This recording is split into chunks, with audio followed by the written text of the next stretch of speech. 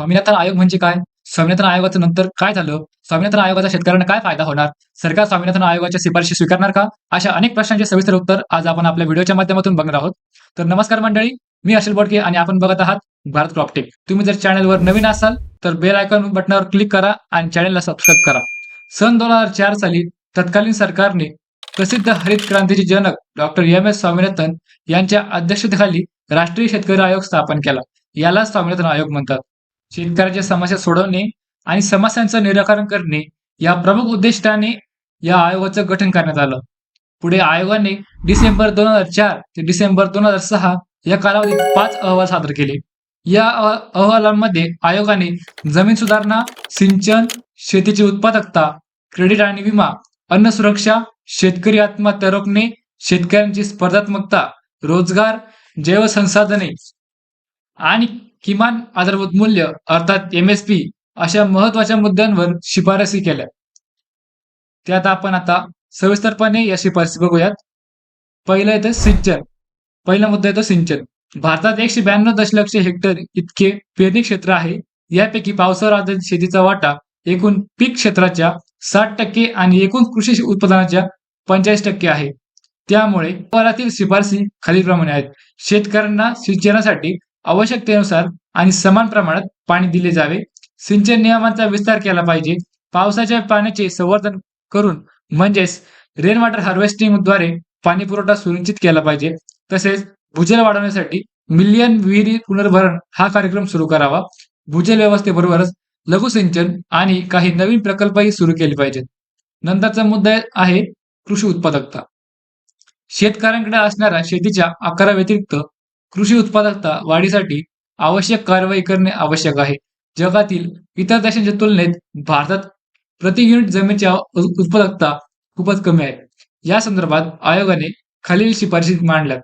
सिंचन, मलनिस्सारण, संधारण, संशोधन, विकास कामे आणि रस्ते जोडणीसाठी आवश्यक पायाभूत सुविधा यासारख्या शेतीशी संबंधित क्षेत्रांमध्ये सार्वजनिक गुंतवणूक वाढवणे, जमिनीतील पोषणाची कमतरता दूर करण्यासाठी आधुनिक तंत्रज्ञानाचा वापर करावा. याशिवाय संरक्षित शेती अर्थात पॉलीहाऊस, शेडनेट यांसारख्या शेतीला चालना द्यावी. क्रेडिट आणि विमा. तिसरा मुद्दा आहे हा क्रेडिट आणि विमा. शेतकऱ्यांची स्थिती सुधारण्यासाठी योग्य कर्जाची वेळेवर उपलब्धता सुनिश्चित केली पाहिजे. या संदर्भात आयोगाने सादर केलेल्या शिफारशी पुढीलप्रमाणे आहेत. प्रत्येक गरीब आणि गरजू शेतकऱ्याला औपचारिक पतपुरवठा प्रणालीचा प्रवेश सुनिश्चित केला गेला पाहिजे. शेतकऱ्यांना दिल्या जाणाऱ्या कर्जावरील व्याजदर 4% किमान ठेवावा.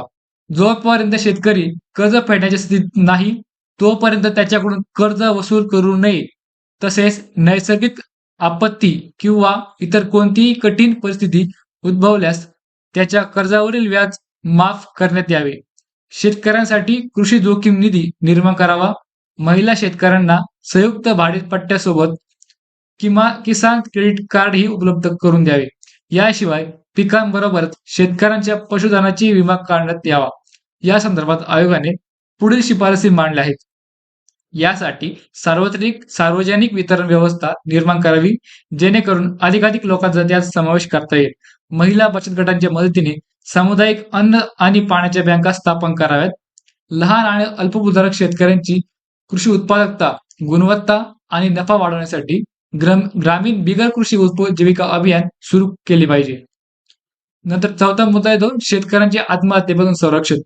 गेल्या काही वर्षात देशात मोठ्या प्रमाणात शेतकरी आत्महत्यांच्या घटना समोर आल्या आहेत.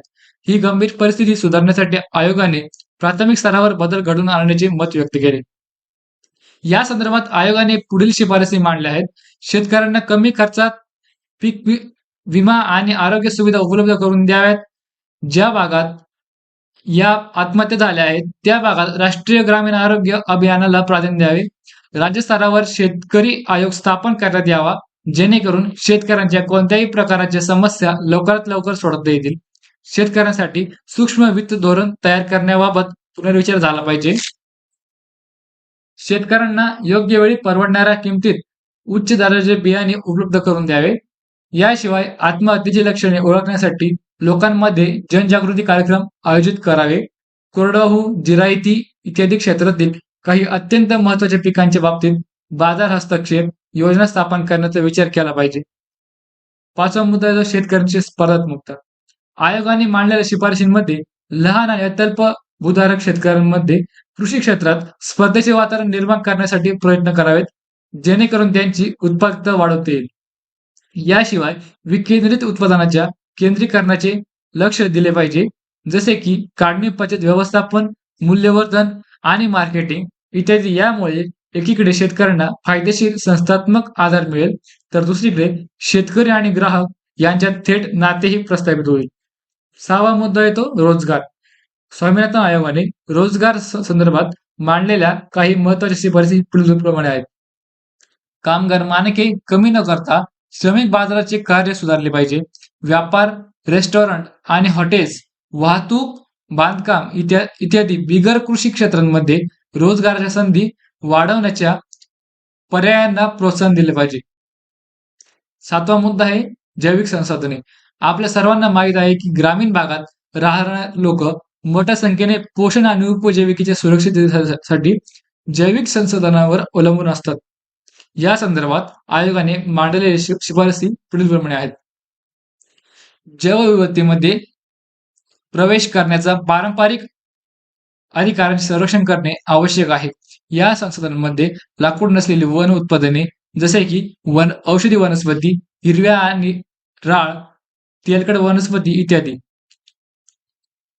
प्रजननाद्वारे पिके आणि शेततळे, तसेच माशांचे संवर्धन आणि सुधारणा करण्यासाठी प्रयत्न केले पाहिजे. आठवा मुद्दा आहे जमीन सुधारणा. प्रमुख शेती आणि वन जमीन कॉर्पोरेट क्षेत्राला बिगर कृषी कारणासाठी देऊ नये. गावकऱ्यांचा आणि आदिवासींचा वन जमिनीत जनावरे चरण्याचा आणि सार्वजनिक संसाधनांचा वापर करण्याचा अधिकार सुनिश्चित केला गेला पाहिजे. शेतजमिनीच्या विक्रीवर नियंत्रण ठेवण्यासाठी सरकारने प्रभावी यंत्रणा उभी केली पाहिजे. थोडक्यात काय तर 2004 साली स्थापन झालेल्या स्वामीनाथन आयोगाने 2006 साली आपला अहवाल सादर केला. त्यानंतर तब्बल 11 वर्षे उलटून गेली, तरी या प्रकारे ठोस पाऊल उचलण्यात आलेले नाही. हवामानाचा बदलता कल आणि शेतकऱ्यांची सतत बिघडत चाललेली स्थिती लक्षात घेऊन भारत सरकारने या दिशेने लवकरात लवकर प्रभावी पावले उचलण्याची गरज आहे. संपूर्ण देशाचे पोट भरणारा शेतकरी स्वतःच उपासमारीने आत्महत्या करत आहे. भारतासारख्या कृषीप्रधान देशात यापेक्षा विडंबना काय असू शकते? स्वामीनाथन आयोगाने किमान आधारभूत मूल्य अर्थात MSP या महत्वाच्या मुद्द्यावर ज्या काही अत्यंत महत्वाच्या शिफारसी केल्या ते आपण पुढच्या व्हिडिओमध्ये सविस्तर बघू. तर मंडळी, आजचा व्हिडिओ आपल्याला कसा वाटला कमेंट बॉक्समध्ये कळवा आणि व्हिडिओला लाईक, शेअर आणि सबस्क्राईब करायला विसरू नका. धन्यवाद.